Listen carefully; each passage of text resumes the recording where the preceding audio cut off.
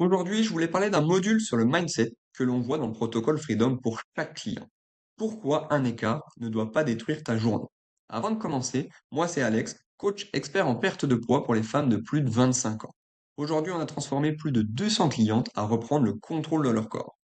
Pour en revenir à ce mindset, à ce module, pourquoi un écart ne doit pas détruire ta journée? Il ne doit pas détruire ton objectif. Ok. Par contre, si tu penses que tu vas abandonner, ça oui, ça va vraiment faire faillir à ton objectif. Le schéma que je vois le plus souvent, c'est que tu craques, puis tu lâches tout.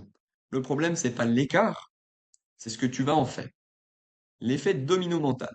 C'est vraiment ça, c'est qu'il y a un écart, on va avoir ce sentiment d'échec et inconsciemment, on va vouloir tout lâcher. Après un écart, le cerveau, lui, valide l'abandon total. Il va confondre l'instant avec la trajectoire. Et c'est ce qu'on veut dans le protocole Freedom, éviter qu'on en arrive ici. C'est de casser cette croyance que j'ai tout raté, je recommence la semaine prochaine. La journée continue. Donc il faut vraiment se mettre ça en tête. Une journée, c'est 86 000, 400 secondes. Si on fait un écart de 5 minutes, le temps de manger quelque chose qu'on n'aurait pas dû, 300 secondes d'écart, c'est moins d'1% de ta journée. Donc la progression, elle n'est pas linéaire, c'est la moyenne qui compte, c'est pas l'instant. On essaie de briser cette chaîne mentale. Ce que tu vis, c'est que tu vas faire un écart, puis deux, puis trois, et là, vraiment, tu vas abandonner.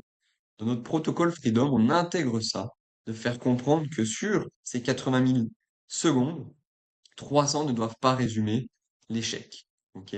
Ce qui compte réellement, c'est vraiment la moyenne, pas l'instant. On essaie vraiment de reprendre ça.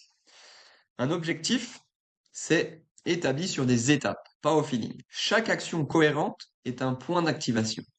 La science dit que pour avoir des shoots de dopamine, il faut qu'on célèbre les petites victoires. Il faut que ça soit constant.